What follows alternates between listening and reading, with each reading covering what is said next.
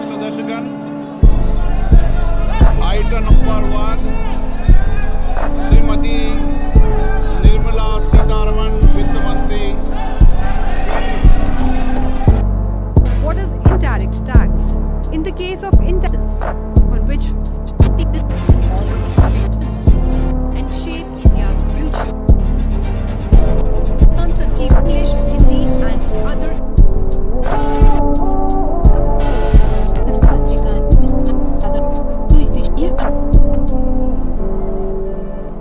get better.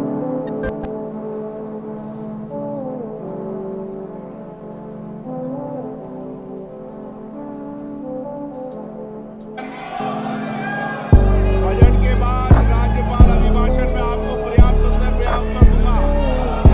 मेरा आपसे निवेदन है, नहीं माननीय अखिलेश जी, आपने संसद की मर्यादा को आप बना के रखें। कभी बजट भाषण के अंदर इस तरीके का नहीं हुआ, ये उचित नहीं है, ये उचित नहीं है। अखिलेश जी प्लीज, मैं आपको मौका दूंगा राज्यपाल अभिभाषण पे, प्लीज। नो, ये तरीका ठीक नहीं है। No,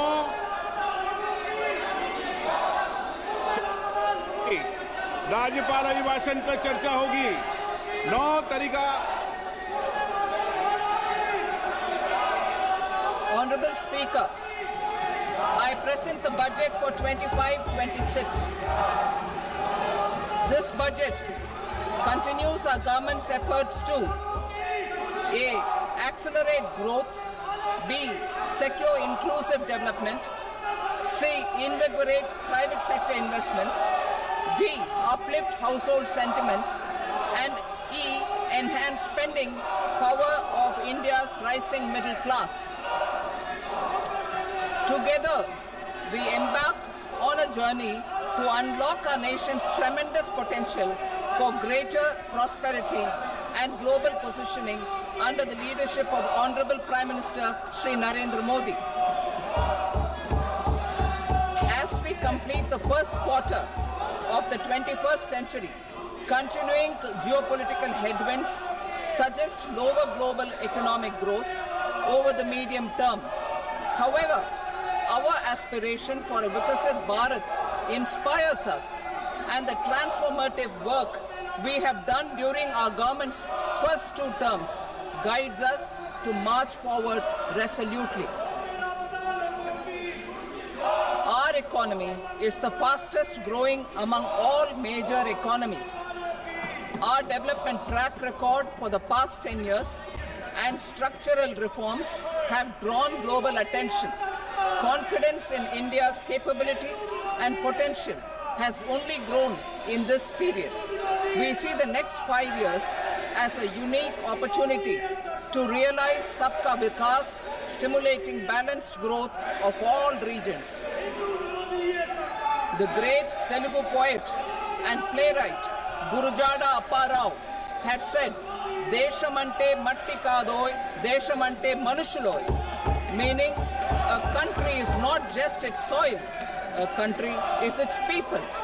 In line with this, for us, Vikasit Bharat encompasses zero poverty, 100% quality good school education, access to high quality, affordable and comprehensive health care, 100% skilled labor with meaningful employment, 70% women in economic activities, and farmers making our country the food basket of the world.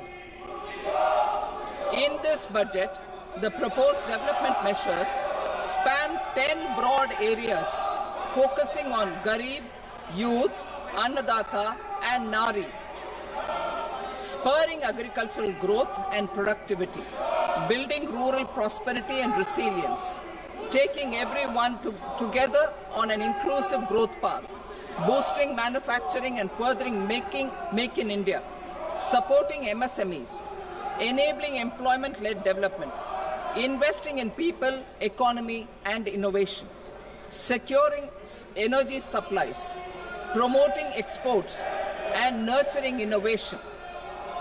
For this journey of development, our 4 powerful engines are agriculture, MSME, investments and exports.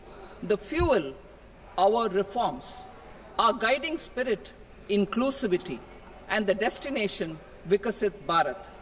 This budget aims to initiate transformative reforms across 6 domains. During the first 5 years, these will augment our growth potential and global competitiveness. The domains are taxation, power sector, urban development, mining, financial sector, and regulatory reforms.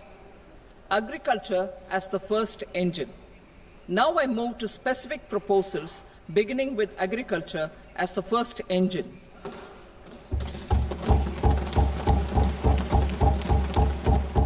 Prime Minister Dhan Dhanya Krishi Yojana, developing agri-districts program.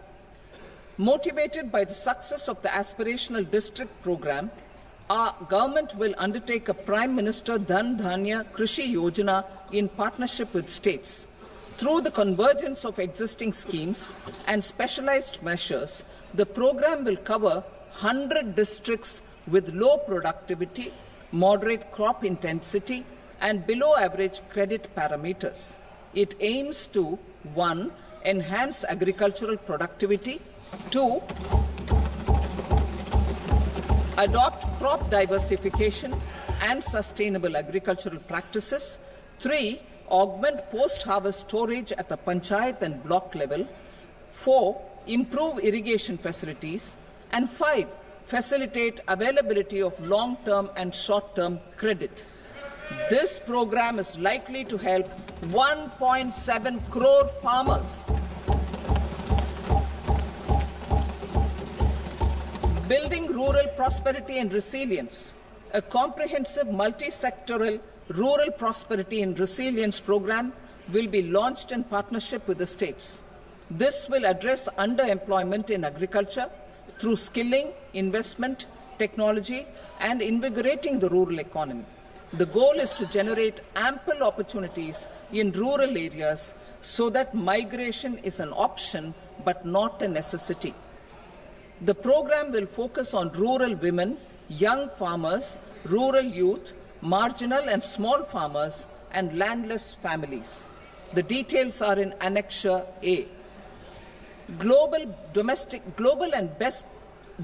best practices will be incorporated, and appropriate technical and financial assistance will be sought from multilateral development banks. In Phase 1, 100 developing agri-districts will be covered. Atmanirbharta in pulses. Our government is implementing the National Mission for Edible Oilseed for achieving Atmanirbharta in edible oils. Our farmers have the capability to grow enough for our needs and more. 10 years ago, we made concerted efforts and succeeded in achieving near self-sufficiency in pulses. Farmers responded to the need by increasing the cultivated area by 50%, and government arranged for procurement and remunerative prices. Since then, with rising incomes and better affordability, our consumption of pulses has increased significantly. Our government will now launch a 6-year mission for Atmanirbharta in pulses with a special focus on Tuar, Urad and Masoor. Details are in Annexure B. Central agencies such as NAFED and NCCF will be ready to procure these 3 pulses as much as offered during the next 4 years from farmers who register with these agencies and enter into agreements. Comprehensive program for vegetables and fruits. It is encouraging that our people are increasingly becoming aware of their nutritional needs. It is a sign of a society becoming healthier. With rising income levels, the consumption of vegetables, fruits, and Shri Anna is increasing significantly. A comprehensive program to promote production, efficient supplies, processing, and remunerative prices for farmers will be launched in partnership with the states.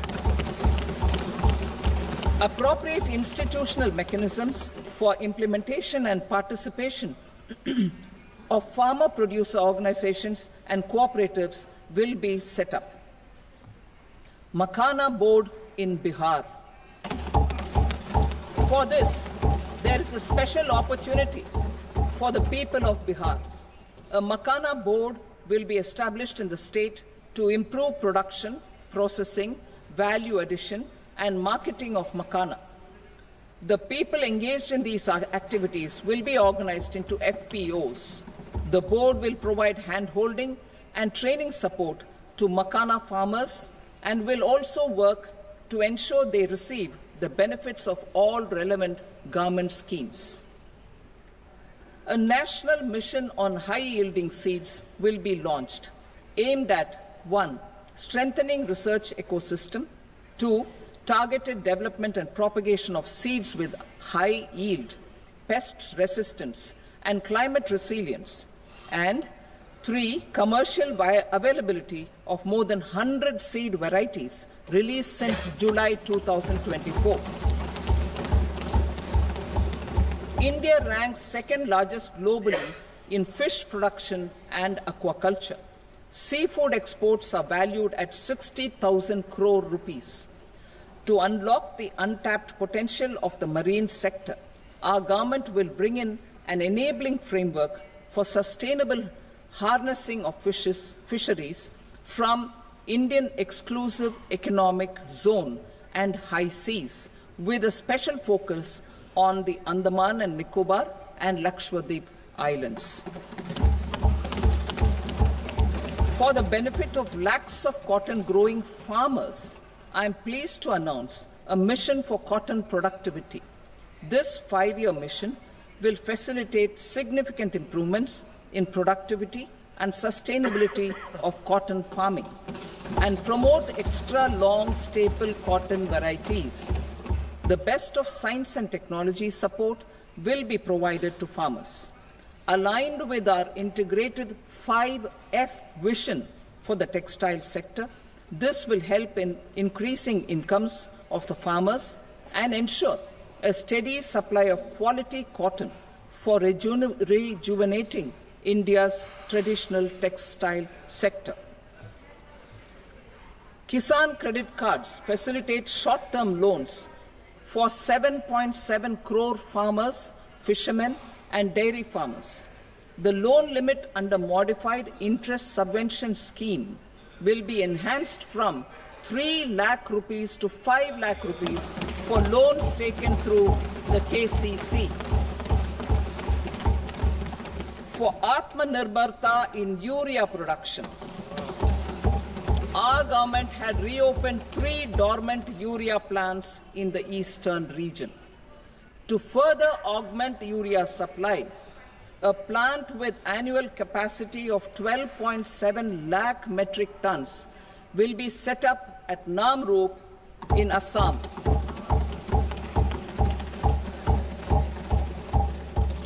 India Post, with 1.5 lakh rural post offices, complemented by the India Post Payment Bank and a vast network of 2.4 lakh Dak Sevaks, will be repositioned to act as a catalyst for the rural economy. Details are at Annexure C. India Post will also be transformed as a large public logistics organization. This will meet the rising needs of Vishwakarmas, new entrepreneurs, women, self-help groups, MSMEs, and the large business organizations. Our government will provide support to NCDC for its lending operations for the cooperative sector. MSMEs as the second engine. Now I move to MSMEs as the second engine, which encompasses manufacturing and services with a focus on MSMEs numbering 5.7 crores. Currently, over 1 crore registered MSMEs, employing 7.5 crore people and generating 36% of our manufacturing, have come together to position India as a global manufacturing hub. With their quality products, these MSMEs are responsible for 45% of our exports. To help them achieve higher efficiencies of scale, technological upgradation, and better access to capital, the investment and turnover limits for classification of all MSMEs will be enhanced to 2.5 and 2 times respectively. This will give them the confidence to grow and generate employment for our youth. The details are given in Annexure D. To improve access to credit, the credit guarantee cover will be enhanced. First, for micro and small enterprises from 5 crore to 10 crore rupees, leading to additional credit of 1.5 lakh crores in the next 5 years. Second, for startups from 10 crore rupees to 20 crore rupees, with the guarantee fee being moderated to 1% for loans in 27 focus sectors which are important for Atmanirbhar Bharat. And for well-run exporter MSMEs, for term loans up to 20 crore rupees. Also for the micro enterprises, we will introduce customized credit cards with a 5 lakh rupee limit for micro enterprises registered on Udyam portal. In the first year, 10 lakh such cards will be issued. Fund of funds for startups. The alternate investment fund, AIFs, for startups have received commitments of more than 91,000 crores rupees. These are supported by the fund of funds set up with the Government of India's contribution of 10,000 crore rupees. Now, a new fund of funds with expanded scope and a fresh contribution of another 10,000 crore rupees will be set up. A new scheme will be launched for 5 lakh women, scheduled castes and scheduled tribes, first-time entrepreneurs.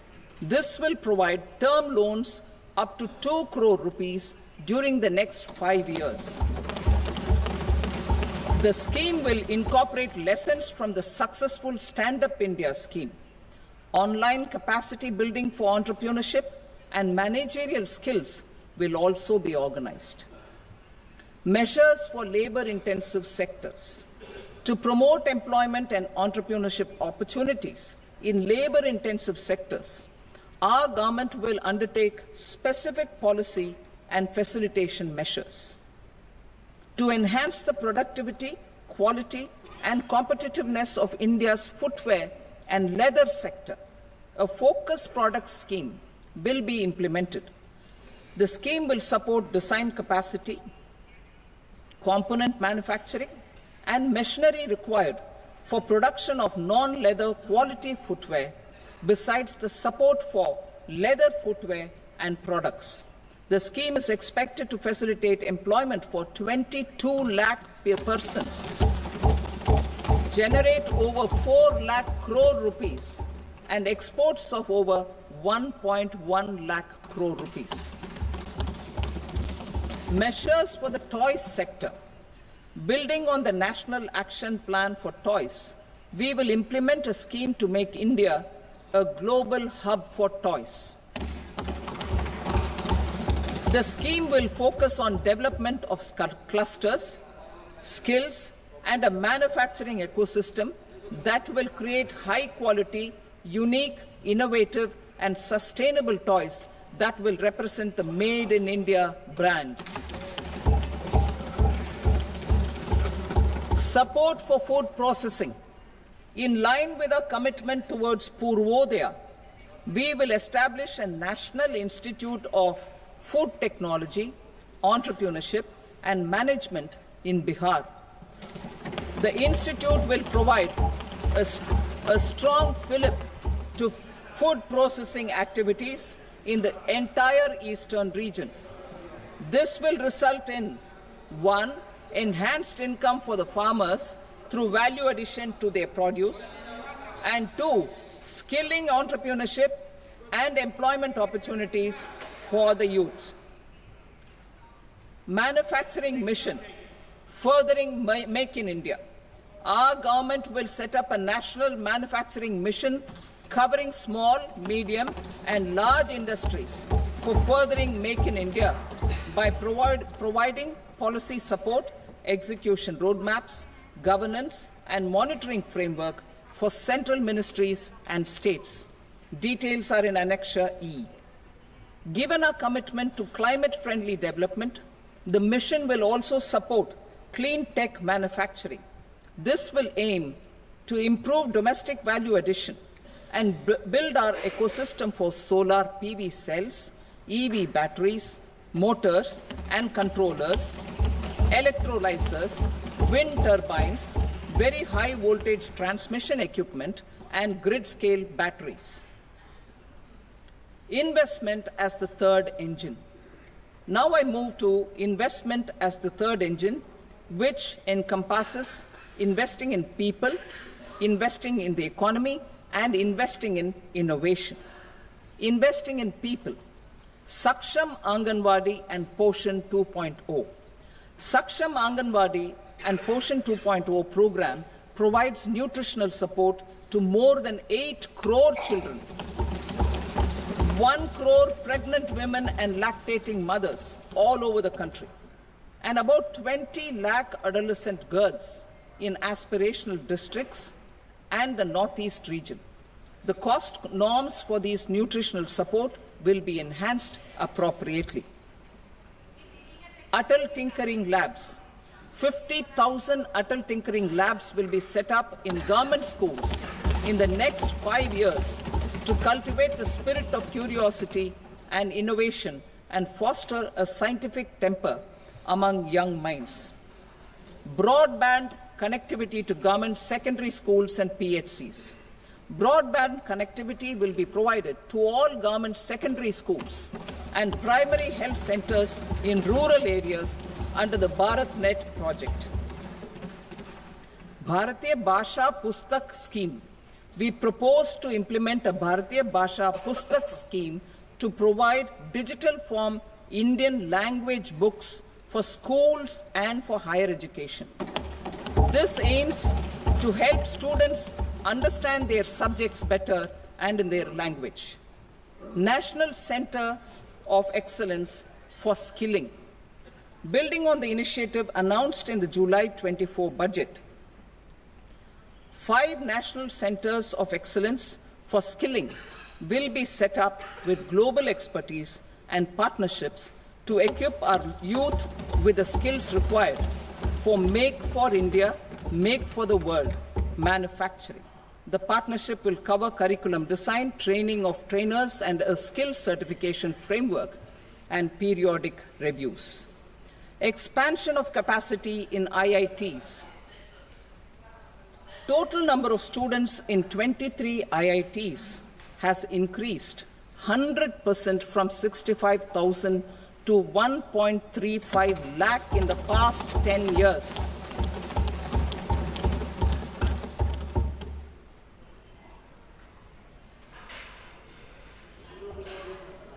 Additional infrastructure will be created in the 5 IITs started after 2014 to facilitate education for 6,500 more students.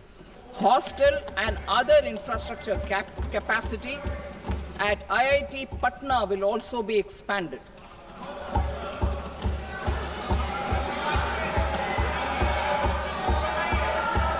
Center of Excellence.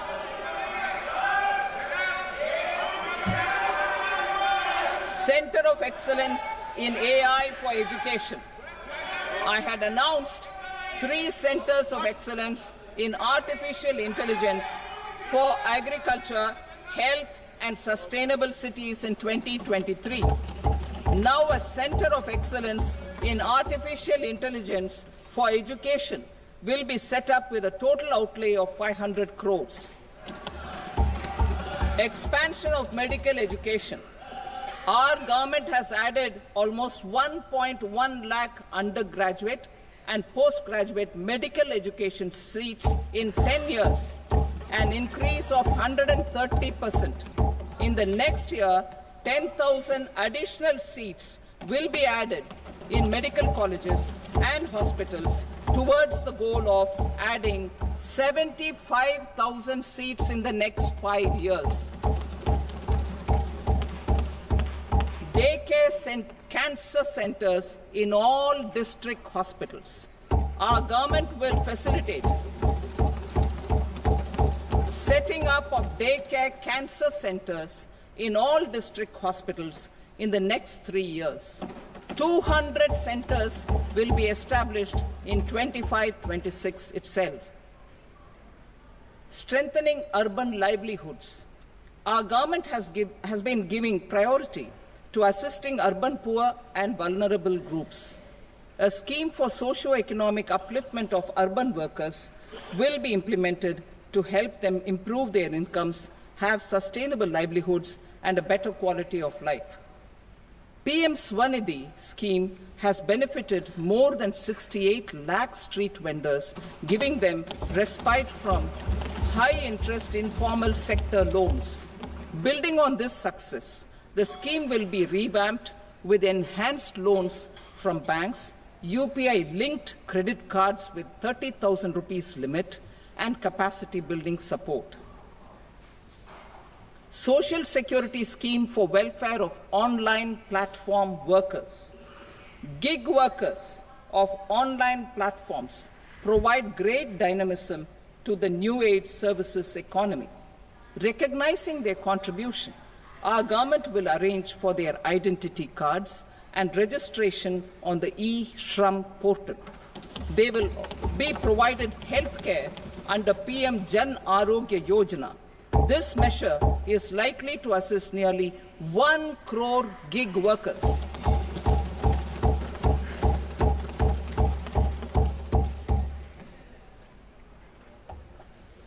Investing in the economy, public-private partnership in infrastructure.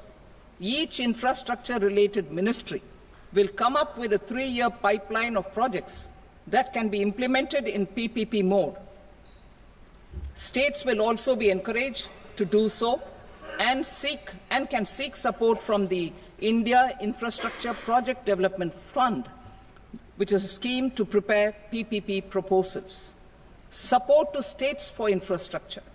An outlay of 1.5 lakh crore is proposed for the 50-year interest-free loans to states for capital expenditure and incentives for reforms.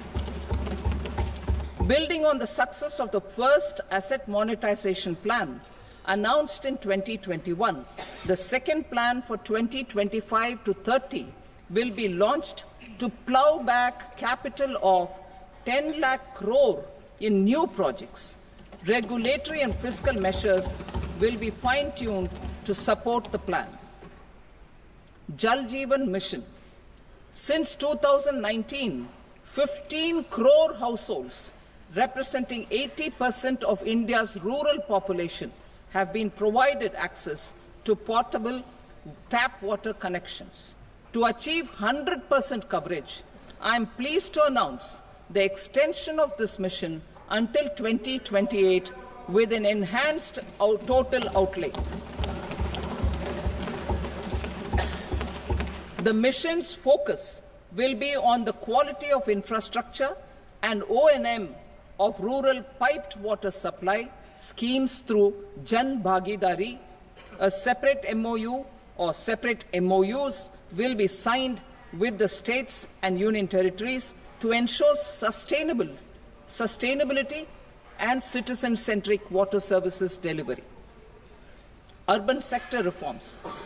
Building on the July budget proposals, urban sector reforms related to governance, municipal services, urban land and planning will be incentivized. Urban Challenge Fund. The government will set up an urban challenge fund of 1 lakh crore rupees to implement the proposals for cities as growth hubs, creative redevelopment of cities, and for water and sanitation purposes announced in the July budget. This fund will finance up to 25% of the cost of bankable projects, with a stipulation that at least 50% of the cost is funded from bonds, bank loans, and PPPs. An allocation of 10,000 crore is proposed in 2025-26. Power sector reforms. We will incentivize electricity distribution reforms and augmentation of intra-state transmission capacity by states. This will improve financial health and capacity of electricity companies. Additional borrowing of 0.5% of GSDP will be allowed to states contingent on these reforms. Nuclear energy mission for Vikasit Bharat. Development of at least 100 gigawatt of nuclear energy by 2047 is essential for our energy transition efforts. For an active partnership with the private sector towards this goal, amendments to the Atomic Energy Act and the Civil Liability for Nuclear Damage Act will be taken up. A nuclear energy mission for research and development of small modular reactors with an outlay of 20,000 crore will be set up.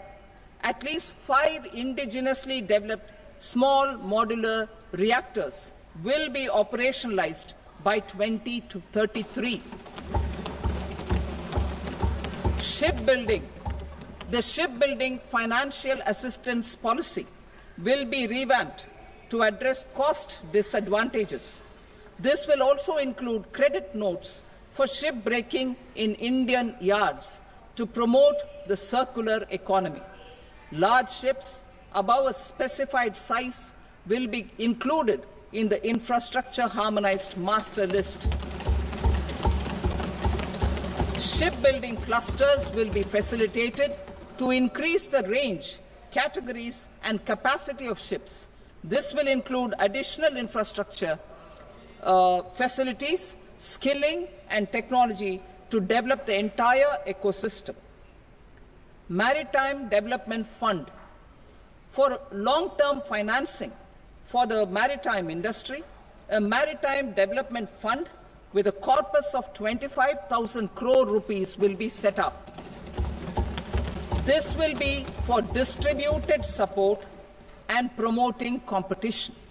This will have up to 49% contribution by the government, and the balance will be mobilized from ports and from private sector. UDAN regional connectivity schemes.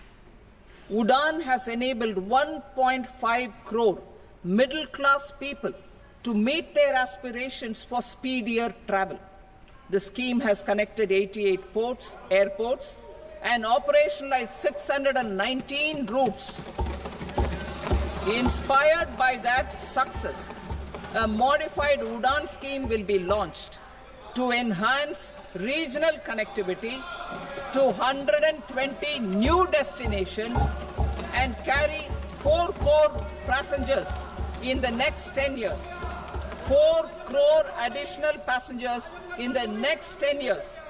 The scheme will also support helipads and smaller airports in hilly, aspirational, and northeast regional districts. Greenfield airports will be facilitated in Bihar to meet the future needs of the state. These will be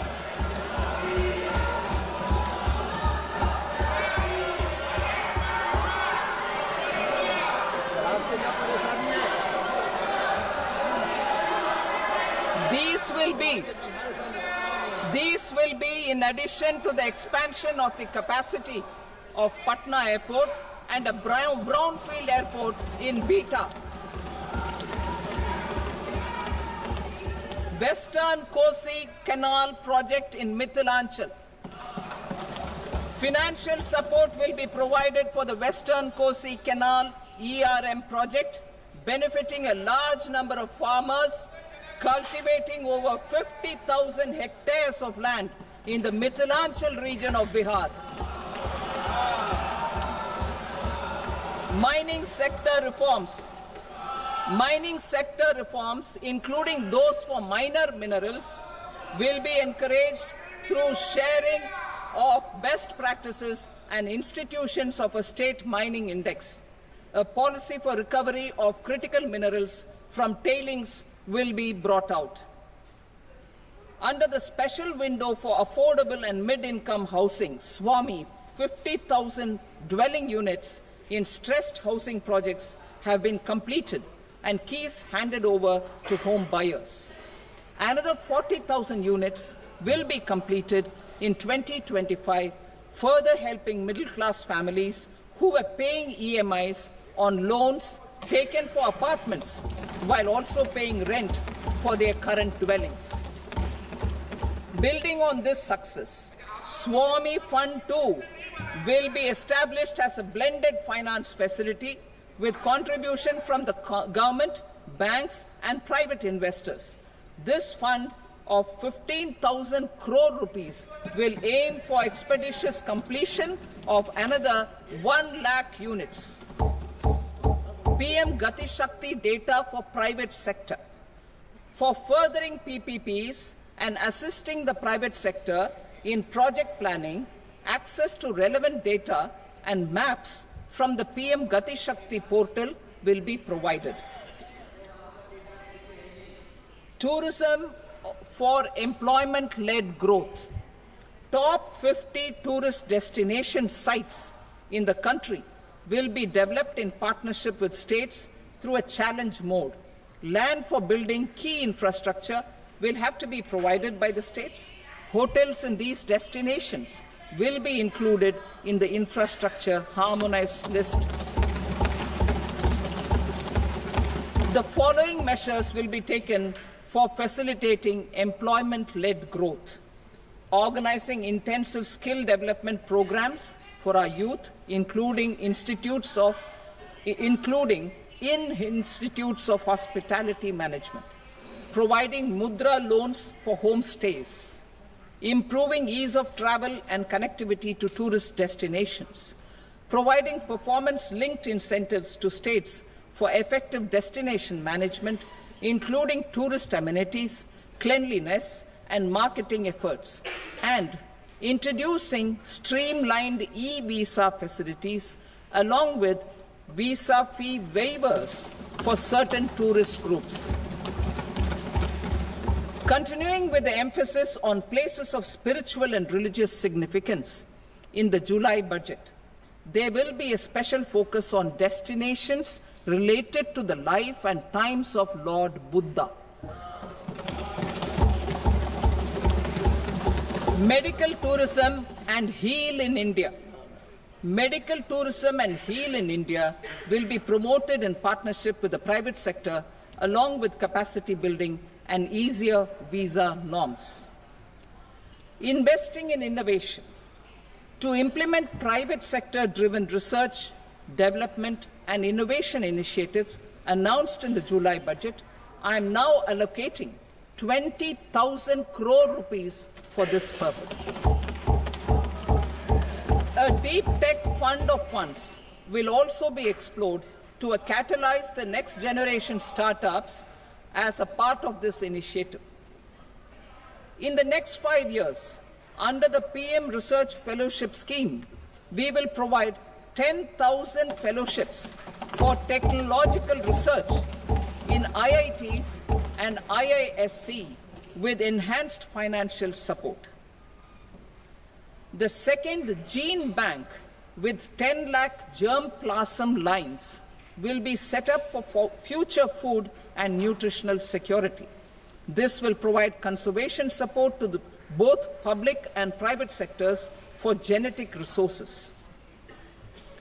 We will start a national geospatial mission to develop foundational geospatial infrastructure and data. Using PM Gati Shakti, this mission will facilitate modernization of land records, urban planning, and design of infrastructure projects. A Gyan Bharatam mission for survey, documentation, and conservation of our manuscript heritage with academic institutions, museums, libraries, and private collectors will be undertaken to cover more than 1 crore manuscripts. We will set up a national digital repository of Indian knowledge systems for knowledge sharing. Now I move to exports as the fourth engine. We will set up an export promotion mission with sectoral and ministerial targets driven jointly by the Ministries of Commerce, MSME, and Finance. It will facilitate easy access to export credit, cross-border factoring support, support to MSMEs to tackle non-tariff measures in overseas markets.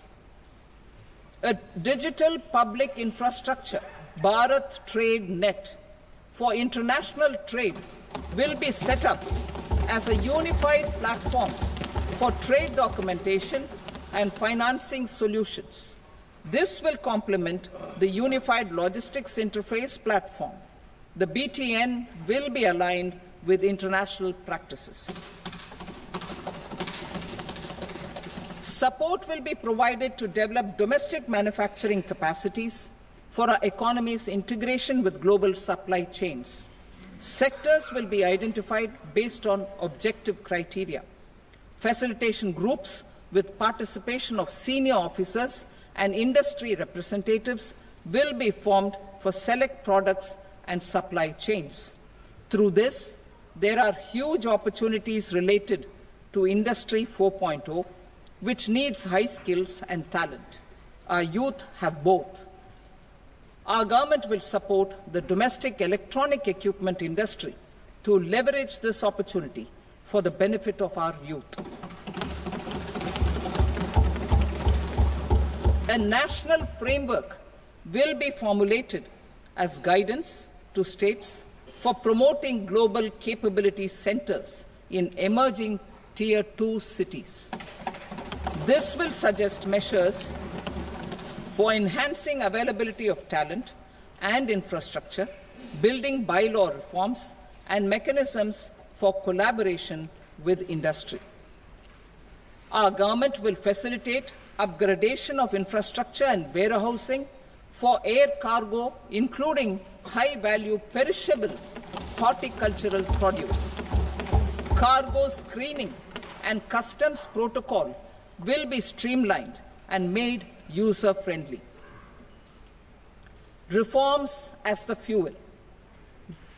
Over the past 10 years, our government has implemented several reforms for convenience of taxpayers, such as faceless assessment, 2, taxpayer charter, 3, faster returns, 4, almost 99% returns being on self-assessment, and 5, Vivad Se Vishwas scheme.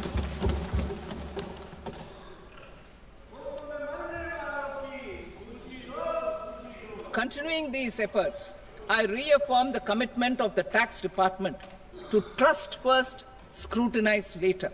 I also propose to introduce the new income tax bill next week. I will detail the indirect tax reforms and changes in direct taxes in Part B. Financial sector reforms. The FDI limit for the insurance sector will be raised from 74 to 100%. This enhanced limit will be available for those companies which invest the entire premium in India. The current guardrails and conditionalities associated with foreign investment will be reviewed and simplified. The services of India Post Payment Bank will be deepened and expanded in rural areas. NABFID will set up a partial credit enhancement facility for corporate bonds for infrastructure. Public sector banks will develop Grameen Credit Score Framework to serve the credit needs of SHG members and people in rural areas. A forum for regulatory coordination and development of pension products will be set up. To implement the earlier announcement on simplifying the KYC processes, the revamped central KYC registry will be rolled out in 2025. We will also implement a streamlined system for periodic updating. Requirements and procedures for speedy approval of company mergers will be rationalized. The scope for fast-track mergers will also be widened and the process made simpler. As proposed in the interim budget, we signed bilateral investment treaties with 2 countries in 2024 to encourage sustained foreign investment, and in the spirit of First Develop India, the current model BIT will be revamped and made more investor-friendly. In the last 10 years, in several aspects, including financial and non-financial, our government has demonstrated a steadfast commitment to ease of doing business. We are determined to ensure that our regulations must keep up with technological innovations and global policy developments. A light-touch regulatory framework based on principles and trust will unleash productivity and employment. Through this framework, we will update regulations that were made under old laws. To develop this modern, flexible, people-friendly, and trust-based regulatory framework appropriate for the 21st century, I propose 4 specific measures. A high-level committee for regulatory reforms will be set up for a review of all non-financial sector regulations, certifications, licenses, and permissions. The committee will be expected to make recommendations within a year. The objective is to strengthen trust-based economic governance and take transformational measures to enhance ease of doing business, especially in matters of inspection and compliances. States will be encouraged to join in this endeavor. An investment friendliness index of states will be launched in 2025 to further the spirit of competitive, cooperative federalism. Under the Financial Stability and Development Council, a mechanism will be set up to evaluate impact of the current financial regulations and subsidiary instructions. It will also formulate a framework to enhance their responsiveness and development of the financial sector. In the Jan Vishwas Act 2023, more than 180 legal provisions were decriminalized. Our government will now bring up the Jan Vishwas Bill 2.0 to decriminalize more than 100 provisions in various laws. I now move to fiscal policy. In the July budget, I had committed to staying the course for fiscal consolidation. Our endeavor will be to keep the fiscal deficit each year such that central government debt remains on a declining path as a percentage of the GDP. The roadmap for the next 6 years has been detailed in the FRBM statement. Revised estimates for 2024-25. The revised estimate of the total receipts other than borrowings is 31.47 lakh crore rupees, of which the net tax receipts are 25.57 lakh crore rupees. The revised estimate of the total expenditure is 47.16 lakh crore rupees, of which the capital expenditure is about 10.18 lakh crore rupees. The revised estimate of the fiscal deficit is 4.8% of the GDP. Budget estimates for 25-26. Coming to 25-26, the total receipts other than borrowings and total expenditure are estimated at 34.96 lakh crore rupees and 50.65 lakh crore rupees respectively. The net tax receipts are estimated at 28.37 lakh crore rupees. The fiscal deficit is estimated to be 4.4% of GDP. To finance the fiscal deficit, the net market borrowings from dated securities are estimated at 11.54 lakh crore. The balance financing is expected to come from small savings and other sources. The gross market borrowings are estimated at 14.82 lakh crore rupees. I will now move to Part B. Indirect taxes. My proposals relating to customs aim to rationalize tariff structure and address duty inversion. These will also support domestic manufacturing and value addition, promote exports, facilitate trade, and provide relief to common people. Rationalization of customs tariff structure for industrial goods. As a part of comprehensive review of customs rate structure announced in July 2024 budget, I propose to 1. Remove 7 tariff rates. This is over and above the 7 tariff rates removed in 23-24 budget. After this, there will be only 8 remaining tariff rates, including zero rate. 2. Apply appropriate cess to broadly maintain effective duty incidence, except on a few items where such incidence will reduce marginally. 3. Levy not more than one cess or surcharge. Therefore, I propose to exempt social welfare surcharge on 82 tariff lines that are subject to a cess.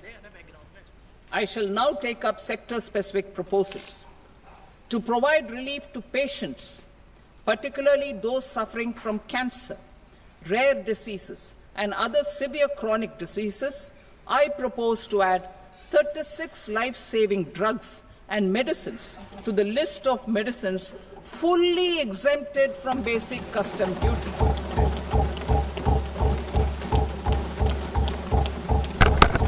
I also propose to add 6 life-saving medicines to the list attracting concessional custom duty of 5%.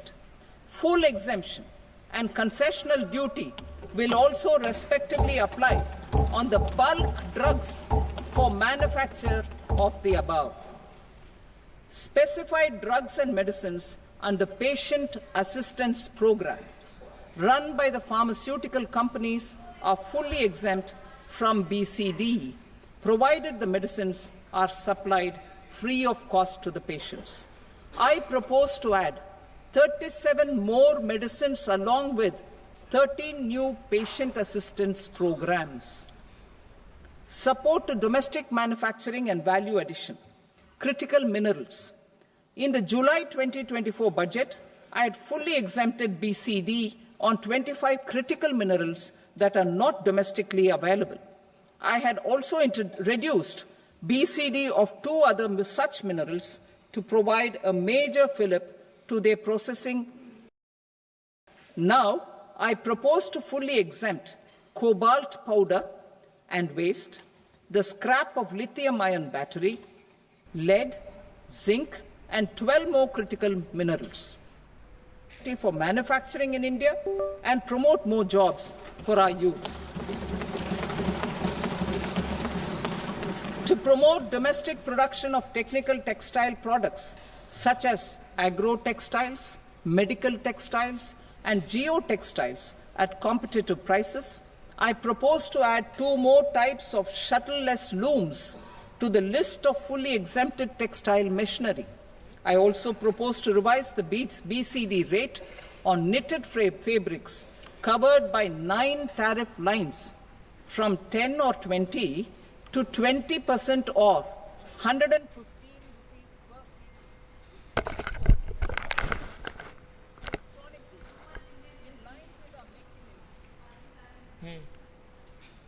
बंद हो गया.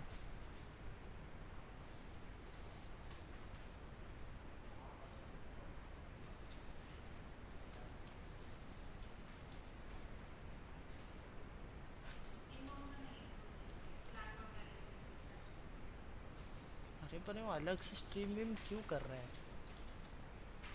सीधे वो channel क्यों नहीं देख रहे बच्चे?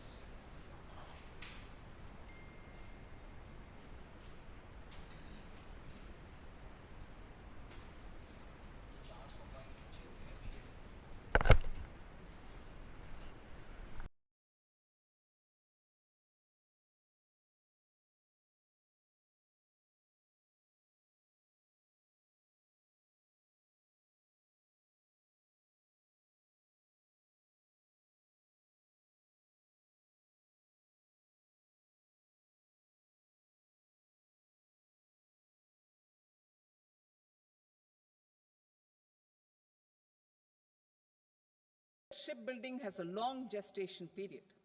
I propose to continue the exemption of BCD on raw materials, components, consumables, or parts for the manufacture of ships for another 10 years.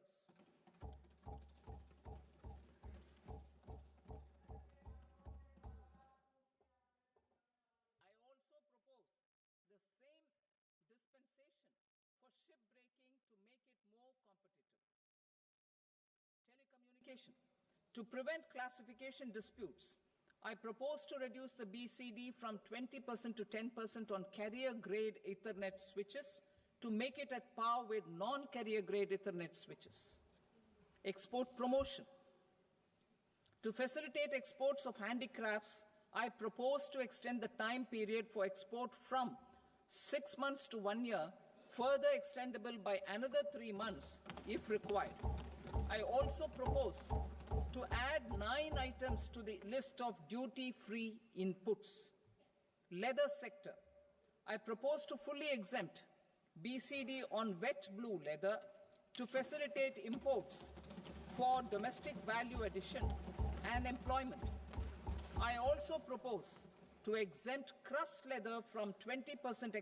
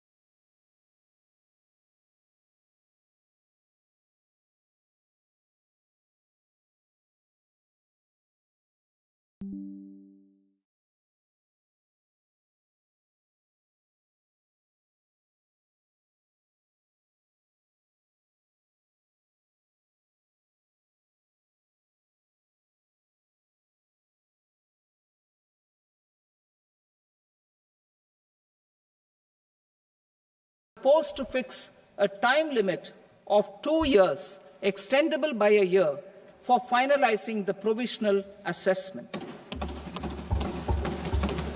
I propose to introduce a new provision that will enable importers or exporters, after clearance of goods, to voluntarily declare material facts and pay duty with interest but without penalty. This will incentivize voluntary compliance. However, this will not apply in cases where department has already initiated audit or investigation proceedings. For industry to better plan their imports, I propose to extend the time limit for the end use of imported inputs in the relevant rules from 6 months to 1 year.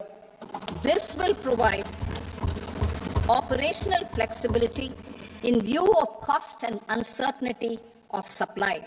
Further, such importers will now have to file only quarterly statements instead of a monthly statement.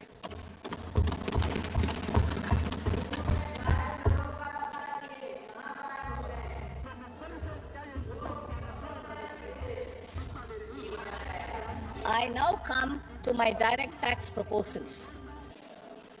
In Part A, I have briefly underlined taxation reforms as one of key reforms to realize our vision of Vikasit Bharat. In respect of criminal law, our government had earlier ushered in Bharatiya Nyaya Sanhita, replacing Bharatiya Danda Sanhita. I am happy to inform this august House and the country that for new income tax bill will carry forward the same spirit of Nyaya in its drafting as well. The new bill will be clear and direct in text, with close to half of the present law in terms of both chapters and words. It will be simple to understand for taxpayers and tax administrators, leading to tax certainty and reduced litigation. Reforms, however, are not a destination. They are means to achieve good governance for our people and economy. Providing good governance primarily involves being responsive. The Tirukural captures this in verse 542, which reads, "Vaanokki vaalum ulagallam, mannavan kol nokki vaalum kudi," meaning Just as the living beings live expecting rains, citizens live expecting good governance. Our government is committed to keeping an ear to the ground and a finger on the pulse and responding while balancing our national building efforts.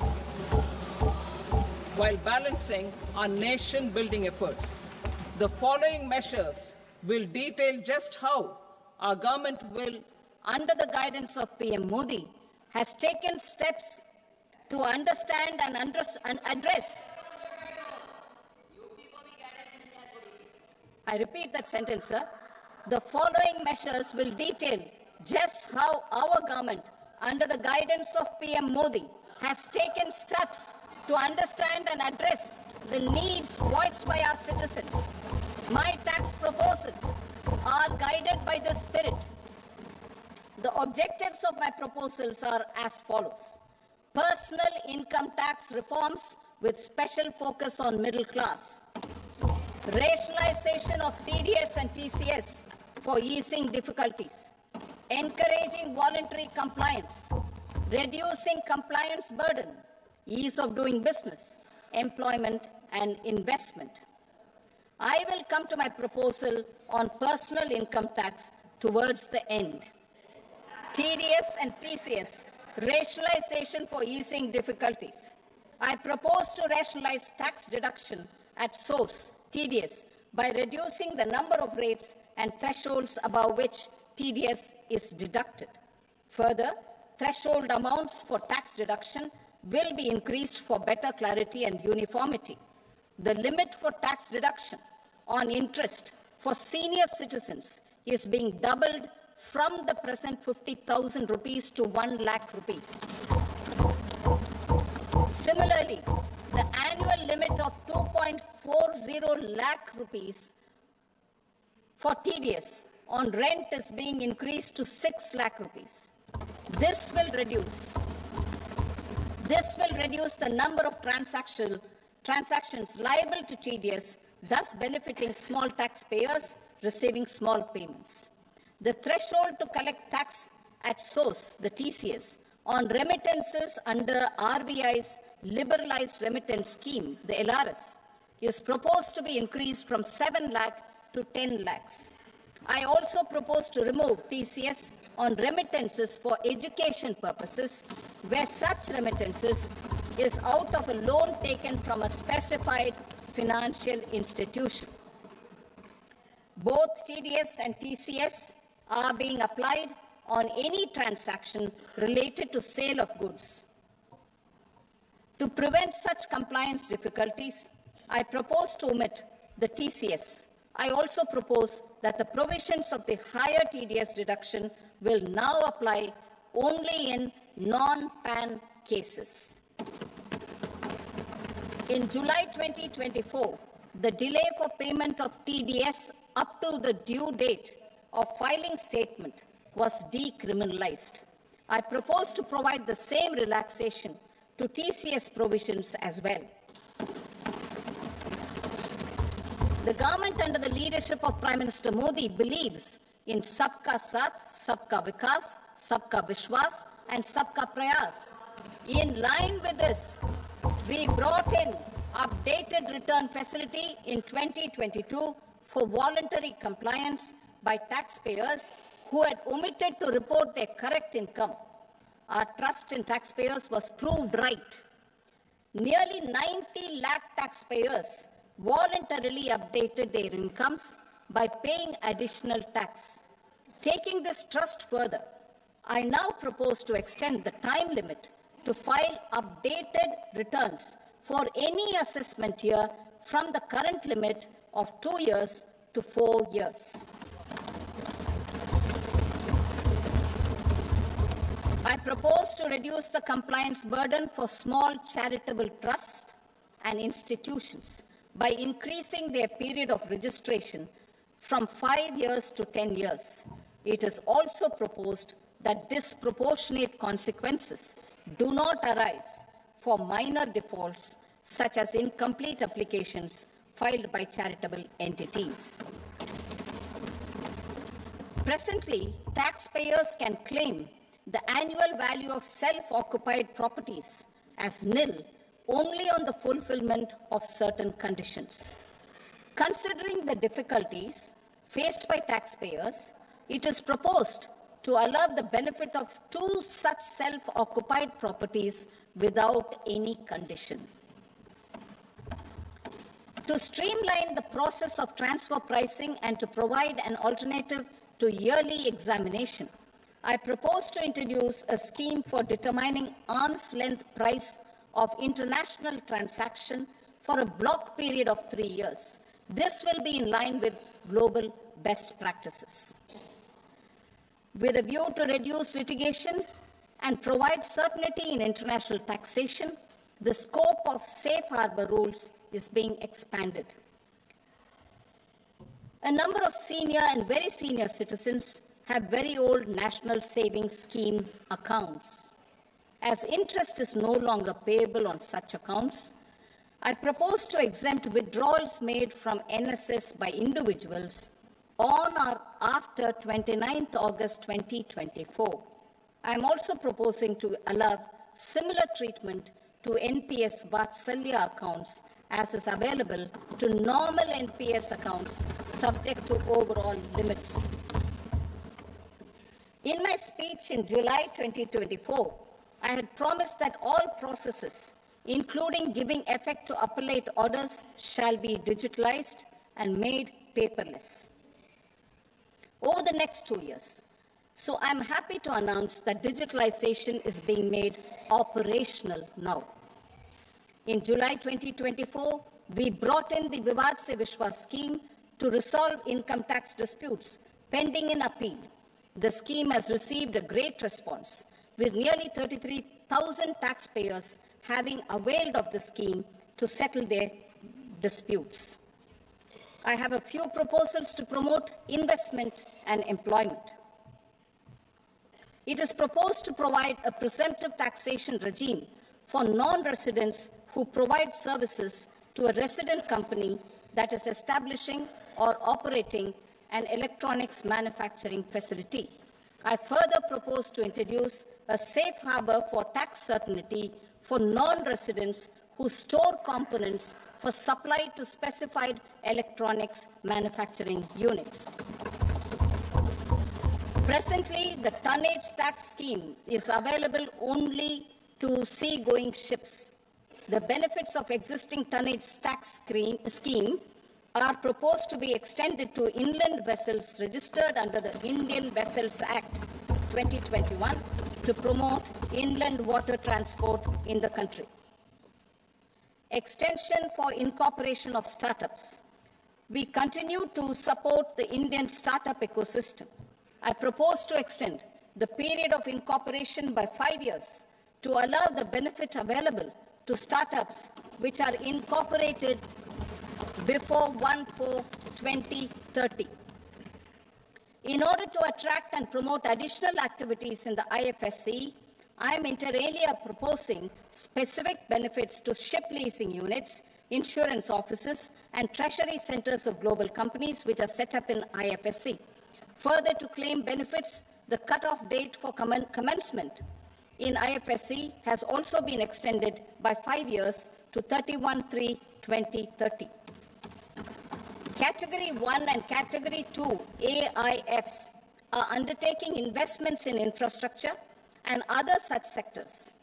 I propose to provide certainty of taxation to these entities on the gains from securities. To promote funding from sovereign wealth funds and pension funds to the infrastructure sector, I propose to extend the date of making an investment by 5 more years up to 31st March 2030.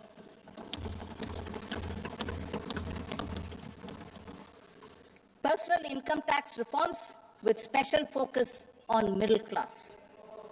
Democracy, demography, and demand are the key support pillars in our journey towards Vikasit Bharat. The middle class provides strength for India's growth. This government, under the leadership of Prime Minister Modi, has always believed in the admirable energy and ability of the middle class in nation building. In recognition of their contribution, In recognition of their contribution, we have periodically reduced their tax burden. Right after 2014, the nil tax slab was raised to 2.5 lakhs of rupees, which was further raised to 5 lakh rupees in 2019 and to 7 lakh rupees in 2023. This is reflective of our government's trust on the middle class taxpayers. I am now happy to announce that there will be no income tax payable up to income of 12 lakh rupees.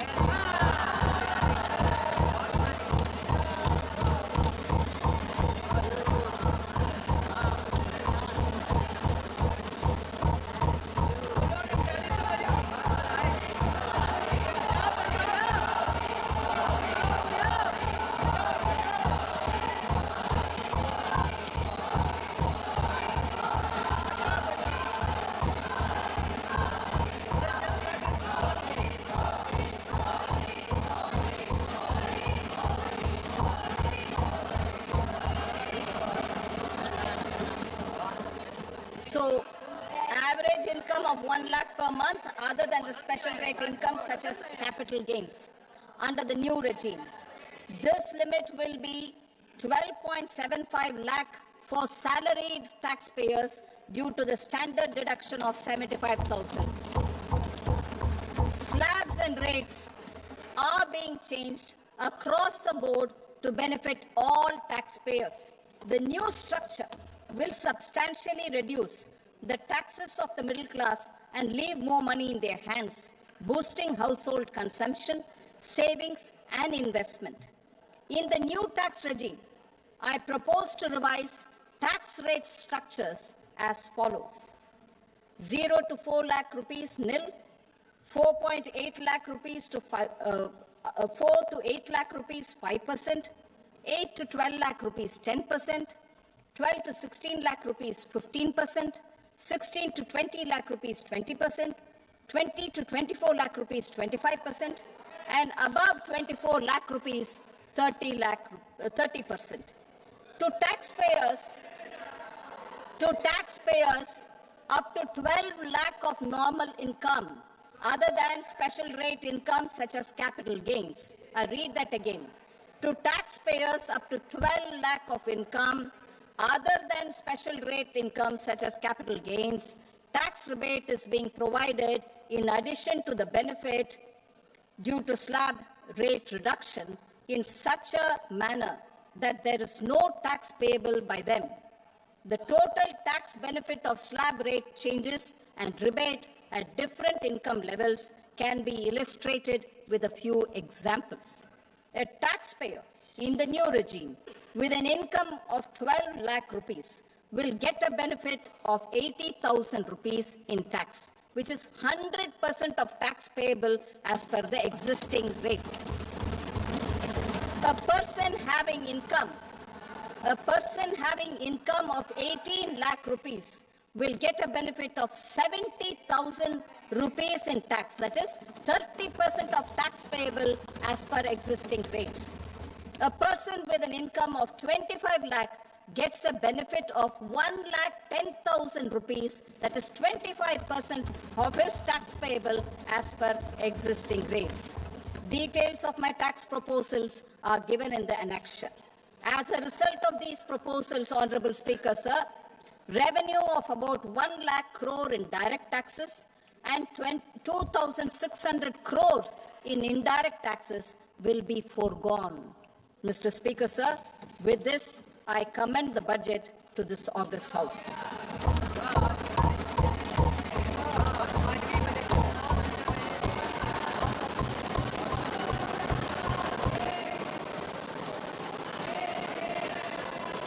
Item number 2, Srimati Nirmala Sitharaman.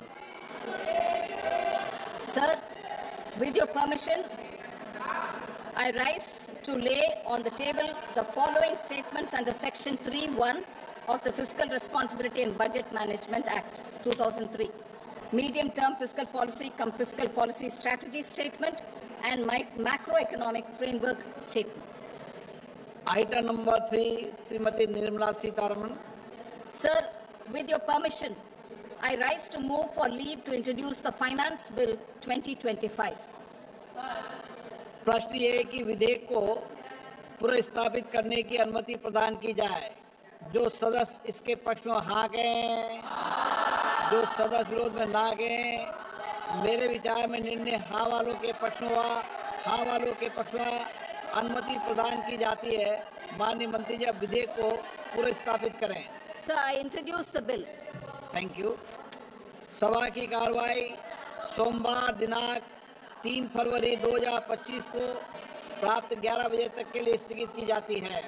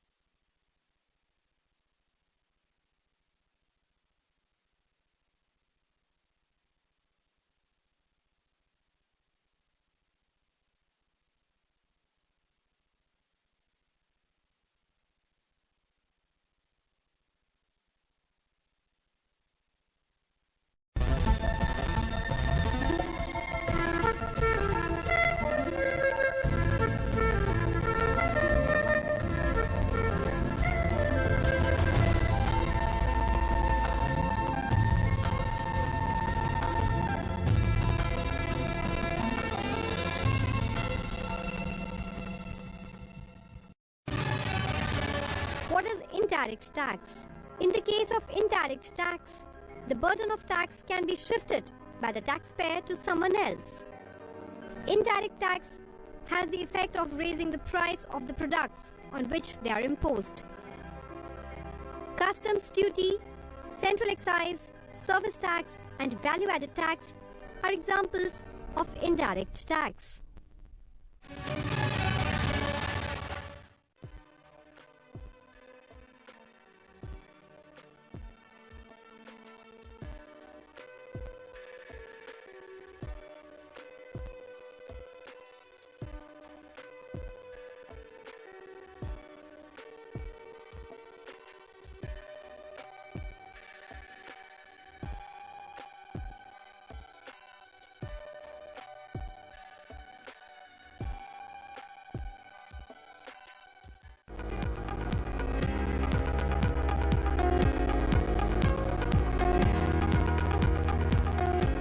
Mahatma Gandhi एक प्रखर लेखक और संपादक भी थे। उनके विचार जन जन तक पहुंचाने में पत्र पत्रिकाएं, डायरी एवं पुस्तकें एक सशक्त माध्यम बनी। संसदीय पुस्तकालय में उनके लेखन को समर्पित एक संपूर्ण अनुभाग की स्थापना 9 अगस्त 1978 को की गई, जिसे नाम दिया गया गांधीयाना। इस अनुभाग में अंग्रेजी, हिंदी एवं अन्य क्षेत्रीय भाषाओं की 5000 से ज्यादा पुस्तकें उपलब्ध हैं। यहाँ महात्मा गांधी के संपूर्ण लेखन कार्यों का संग्रह अंग्रेजी, हिंदी और गुजराती में उपलब्ध है।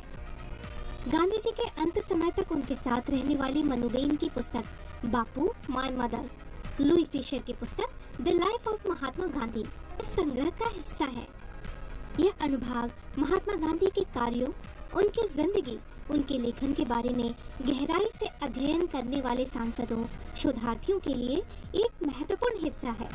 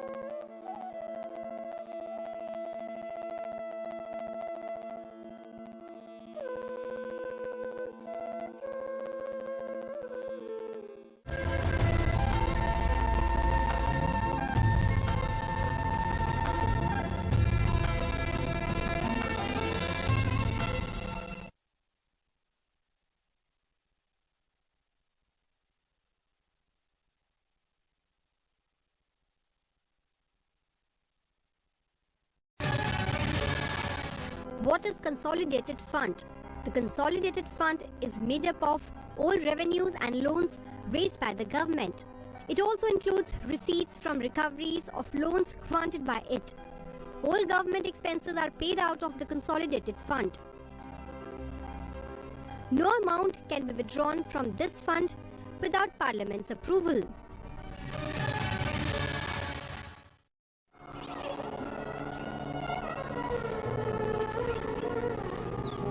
भारतीय सनातन संस्कृति का महाआयोजन महाकुंभ इस बार मात्र आध्यात्मिक, सांस्कृतिक, आस्था व श्रद्धा को ही समर्पित नहीं होगा।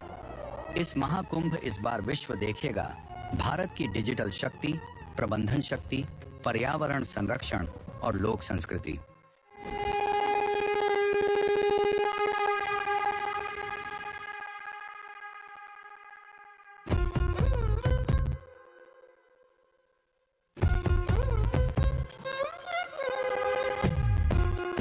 डिजिटल शक्ति से लैस महाकुंभ में यात्रियों के लिए है डिजिटल सहायक, जो 10 विभिन्न भाषाओं में Mahakumbh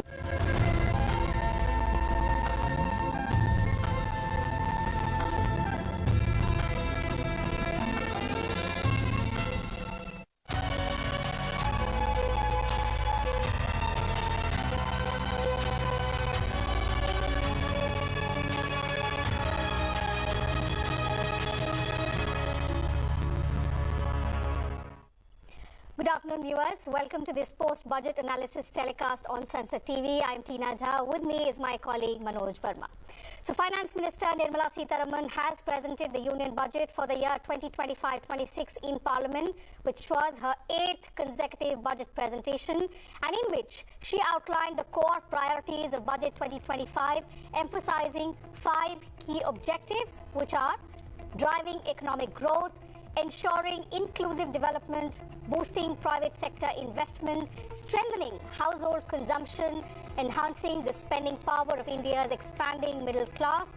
The Finance Minister said this budget aims at transformative reforms in 6 areas, which include taxation, financial sector, the power sector, urban development, mining and regulatory reforms. Also aiming to stimulate economic expansion, enhance infrastructure, improve governance and promote sustainable development across multiple sectors. She reiterated that these remain central to the government's agenda. We'll be talking about some of these broad objectives that the government has outlined in greater detail with distinguished experts who are joining us on the program.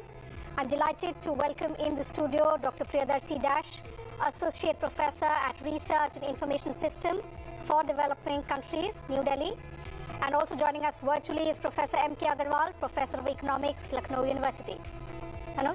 जी बिल्कुल जाहिर तौर पे जिस तरह के ऐलान किए गए हैं इस वित्त बजट में उसको लेकर अपेक्षा भी थी और वित्त मंत्री जी ने जो इनकम टैक्स को लेकर 12 लाख का जो ऐलान किया वो एक तरह से बड़ा तोहफा है। जाहिर सी बात है, समावेशी विकास की बात है, विकास को कैसे गति दी जाए इस पे जोर दिया गया है बजट में, खासतौर से शिक्षा और स्वास्थ्य के जरिए एक आत्मनिर्भर भारत और साथ ही विकसित भारत का लक्ष्य ये फोकस है पूरे बजट का। लेकिन इसके अलग अलग पहलू हैं जिन पर हम चर्चा करेंगे, उन सभी पहलुओं से आपको अवगत कराने की कोशिश करेंगे जिनका उल्लेख वित्त मंत्री जी ने अपने बजट में किया है। टीना, Absolutely. So we'll get into the sector specific allocations, the kind of focus that the government has provided to the middle class, to different sectors as well. But before that, let me get in the first reaction from the guest we have with us in the studio. Professor, your first thoughts on this budget. How do you see it building up on the budget which was presented soon after the election 6 months ago? I think you are right. The finance minister presented the budget which sort of prepares the blueprint for the Viksit Bharat, and this is a continuation of the stand they have taken in the last 4-5 years to prepare the country to meet the emerging challenges of meeting sustainable development, making a smooth energy transition towards clean and other areas, solar energy and other areas. So if I see the budget, this sort of tells that story in a very deeper way compared to the past. This time you see that they have gone into the sectors, infrastructure sectors that are crucial to maintain economic growth. जी. But at the same time, how to address the vulnerabilities that people are facing. We are growing, but we have price rises. By ensuring higher medical coverage, by bringing more life-saving drugs to the scheme, John Siddhi scheme and others. So there's a kind of blend of the growth objective with social security measures, taking into account the specific challenges faced by the manufacturing sectors, MSME sectors. So overall, the budget is more of a roadmap for the future India that we can visualize in the next 20-30 years. But of course, the immediate priority would be that people see that how the taxation reforms has happened. And it's a great relief for the people, at least up to 1 lakh of their income, they are not liable to pay any tax. Yeah. So overall, it looks a balanced budget. So, it's a huge relief for the middle class, but that is one aspect, the taxation part that we'll come to in just a bit. Professor Agarwal, what would be some of the significant takeaways for you, particularly from this budget? Does it meet the expectations that all of us and the different sectors had from Finance Minister Nirmala Sitharaman? See, as far as expectation of different sectors, it is never completed. But whatever we discussed and whatever we aspired for the, taking the economy forward at very high pace, while taking all on board, that is the inclusive growth strategy, and pushing the economy forward, we believe that whatever we discussed in the morning, that came true. Whether it is for the middle class benefits, and in terms of middle class benefits, definitely it is the direct tax benefit. Other than that, there has been a procedural you can say smoothness that has been conducted, senior citizens have been taken care of. Besides, if you are looking at the things through this, what has Nirmala Sitharaman has done is that is linking it with the growth strategy. It is not simply a dole out to the in terms of income tax. There have been indirect taxes also, whether it is the basic custom duty, etc. There has been a great relaxation. And all are being done with the aim to promote Atmanirbhar Bharat Abhiyan. For example, if custom duty has been relaxed on the cancer drugs or other drugs, so what is the objective? Objective is to promote drug manufacturing in India. So given this type of thing, we believe that the budget is very well packaged for inclusive growth strategy, and developing new growth centers, whatever it is called, it is the growth engines that Nirmala Sitharaman has called. There are 4 growth engines she has defined through. And then efficient production structure that has been highlighted very well in this budget. So that is the hallmark. And it is in continuity with the earlier budget, whether it is for the 24-25 or even earlier budget, or it is linked with the next 5 to 10 budgets. You will find that it is the base or the ground for the next 5 to 10 budgets. You can read out what is going to come for the next few budgets. So I believe it is highly growth centric, highly it is equity oriented, and highly it is for the new growth momentum to be generated in the economy. So I believe it is a great source of inspiration for the further budget. जी बिल्कुल, देश की अर्थव्यवस्था को गति देने वाला budget है और जैसा निर्मला सीतारमण जी ने अपने बजट में कहा कि समावेशी विकास को गति देगा ये बजट, सबका ख्याल रखा गया है इस बजट में। एक तरह से कहा जाए कि सभी वर्गों को कुछ ना कुछ देने का कोशिश की है निर्मला जी ने। मैं प्रोफेसर साहब आपसे जानना चाहूंगा, क्योंकि बात हम और दूसरे पहलू पर भी करेंगे, लेकिन बात मैं करना चाहता हूं ग्रामीण अर्थव्यवस्था की, किसानों की, क्योंकि अगर देखिए चाहे मखाना बोर्ड के गठन की बात हो बिहार में, या कपास के किसान की चिंता हो, या किसान क्रेडिट कार्ड की बात हो, इन तमाम सेक्टर्स का निर्मला जी ने अपने बजट में ख्याल रखा है और अधिक से अधिक देने की कोशिश की है। क्योंकि ये बात सच है, क्योंकि हमारी जो कृषि है वो हमारी जीडीपी को ग्रोथ देने का काम करती है, उसे गति देने का काम करती है। आप कैसे देखते हैं इस पहलू को? नहीं, बिल्कुल आपकी बात से पूरी तरह से सहमत हूँ, क्योंकि एग्रीकल्चर सेक्टर इसको एक रेसिडुअल सेक्टर के हिसाब से नहीं मानना चाहिए जी। हम ये नहीं बोल रहे कि एग्रीकल्चर को हमने कभी इम्पोर्टेंस नहीं दिया है, लेकिन कभी कभी ये मान लिया जाता है कि वहाँ पे डिपेंडेंस ज़्यादा है, शायद इसी तरह ही एग्रीकल्चर का कंट्रीब्यूशन होगा।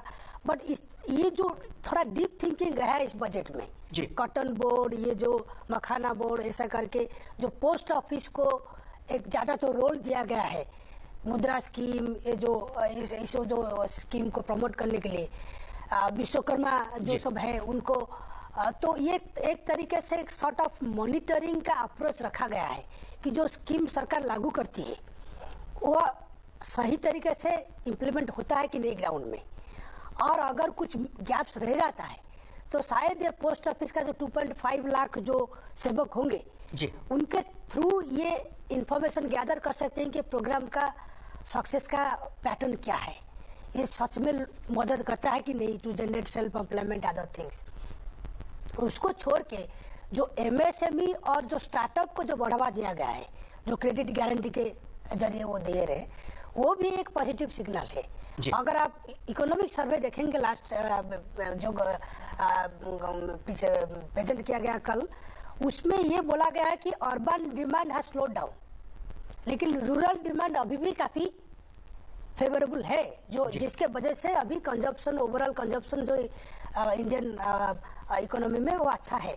तो रूरल सेक्टर का ये जो मोमेंटम है उसको मेरे ख्याल से बजट का जो ऑप्टिमिज्म जो क्रिएट किया गया है, खाली फाइनेंस दे देने से नहीं होगा, फाइनेंस का साथ जो इंसेंटिव का पैकेज करना था थोड़ा बहुत इसमें हुआ है, तो मेरे ख्याल से ये एक अच्छा दिशा दिखा रहा है। जी बिल्कुल टीना, जैसे देखा जाए कि दलहन के मामले में देश आत्मनिर्भर हो, दालों के मामले में देश आत्मनिर्भर हो, इस दिशा से भी एक 6 साल का मिशन शुरू करने की सरकार ने, वित्त मंत्री जी ने अपने बजट में घोषणा की है। टीना, You're right, Manoj. And since we're talking about agriculture, let me remind our viewers that in the budget that was presented soon after the elections in July, agriculture was among the top priorities in the list of 9 priorities that the government had announced.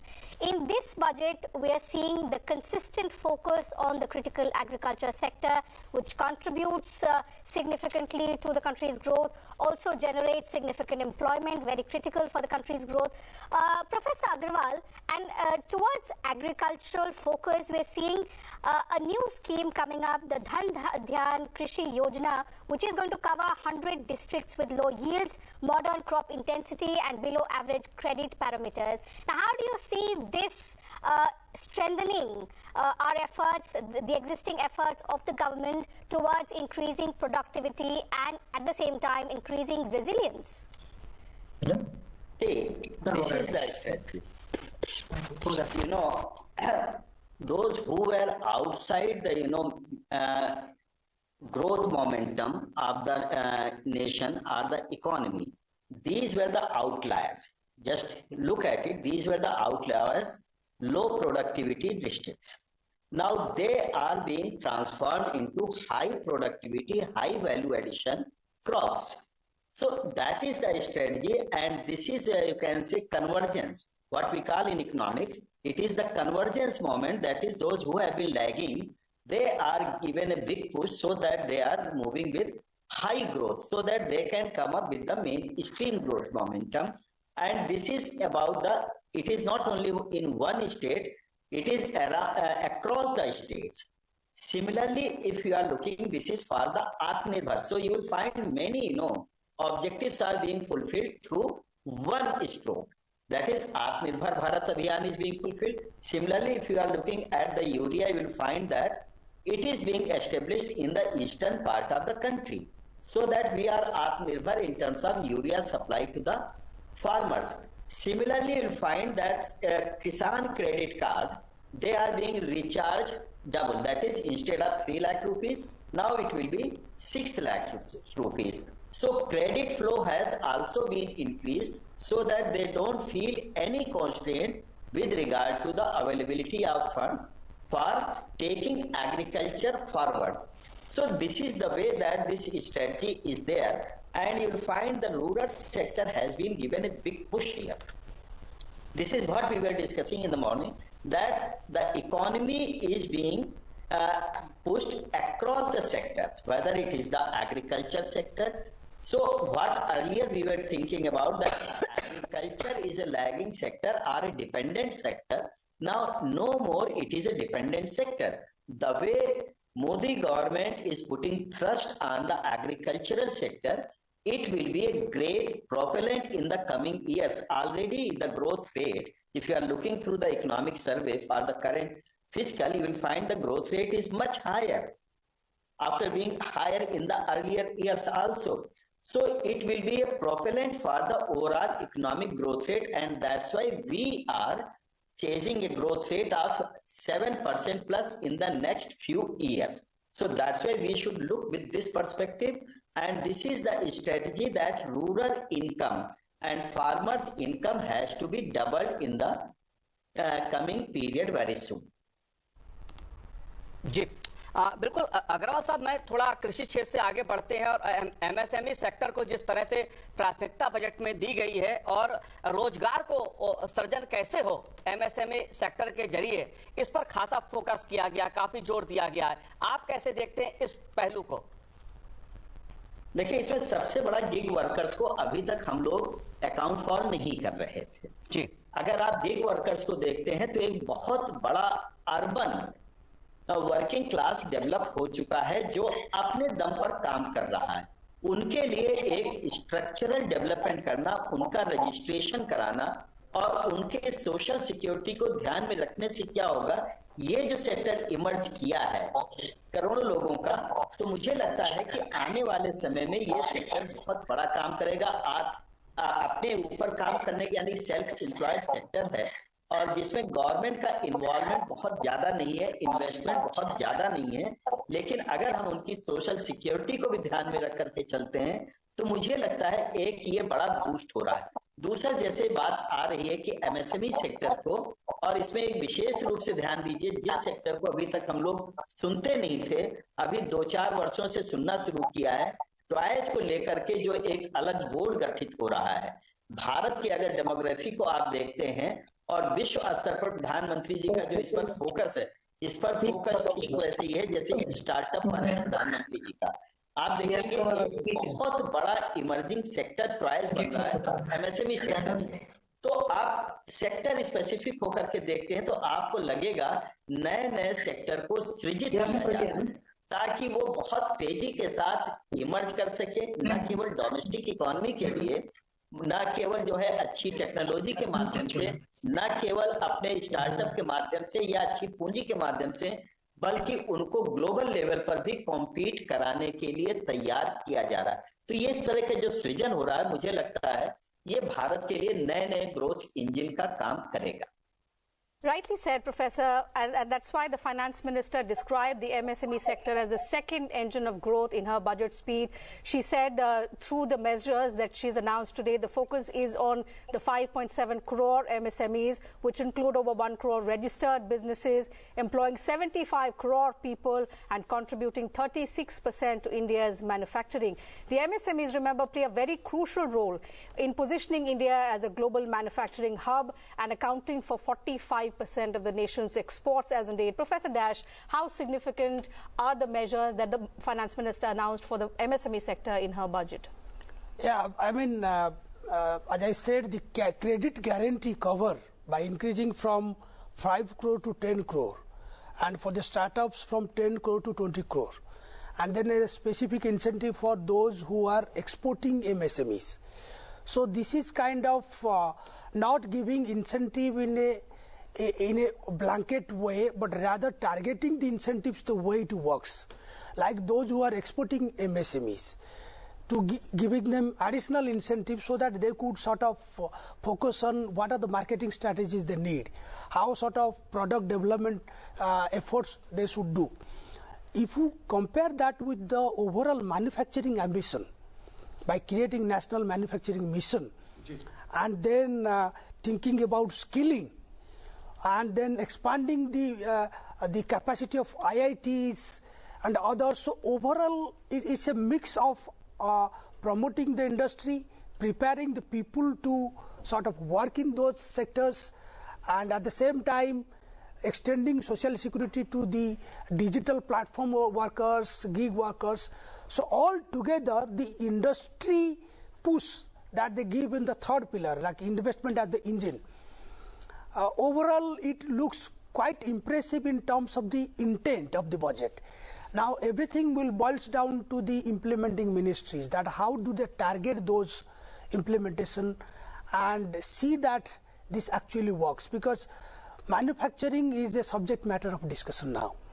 Despite of so much of policy announcement, made in India, make in India and other things, this PLI scheme, we have not been able to give the result which would sort of impress everybody that yes, we have done something. Sure. Before we proceed and discuss another sector, let me welcome on the program Professor Charan Singh, CEO, eGrow Foundation. Professor, glad to have you with us on this telecast. Your first reaction, sir, on this budget, which is in a way building up all the measures, all the announcements that the government had made back in July 2024. I'm very impressed with this budget, and I think firstly, the most important thing, the objective that they spoke about, Viksit Bharat 2047, I see that it is in the same direction. That is something very important. Secondly, I see continuity. In the last budget, the finance minister had spoken about youth, women, farmers, poor people. That continuity is there. The third, the FM has pointedly spoken about the fiscal policy, about the financial sector policy. I'm very impressed because the budget is a tool of a fiscal policy and so much of emphasis directly being given.